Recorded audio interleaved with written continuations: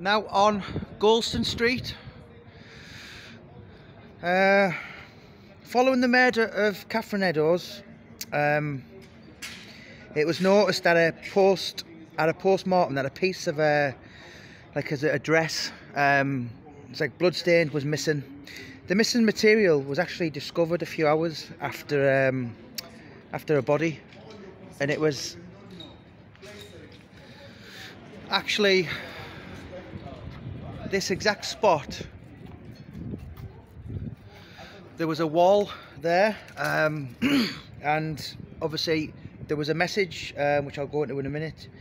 The passage today has been blocked off. On the back of the wall there was a message, and it said, "The Jews are not the men that will be blamed for nothing." Sorry, the Jews are the men that will not be blamed for nothing. The police commissioner at the time was Charles Warren, and he very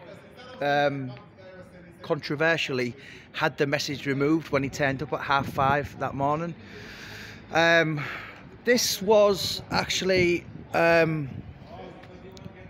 Petty Court Lane, so there was a market literally that morning, and I know a few people said that, well, why don't you just rub the word Jews off, because obviously the East End at the time had a hell of a lot of well, predominantly a Jewish community, so anyone who had kind of a Jewish appearance probably would have been lynched.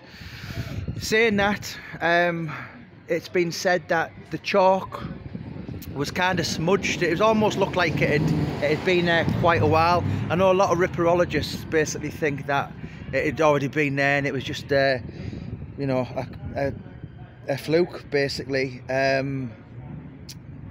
Yeah, there was a store on this street called Tubby Isaac's, and it ran for 94 years, and it sold jelly deals. I think they look pretty rank myself, but apparently it's Cockney food. Back in them days, you only had to go to the River Thames and catch as many eels as you want, and it was free food.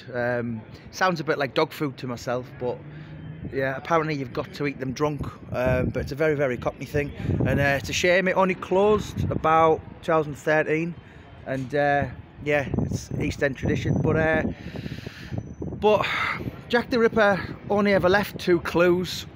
So after the murder of Catherine Eddowes on Mitre Square, which I'll be going tomorrow, it showed the direction. So he killed basically from the city of London, which was there was 2 police forces back in them days. There was obviously the East End, and in London and the city there was a Metropolitan, and they never really worked together.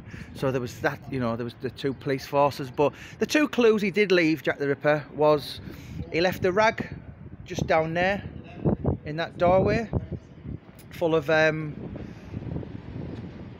Catherine Eddowes bits and, you know, body fluid or whatever. And the other clue was, of course, he liked fish and chips.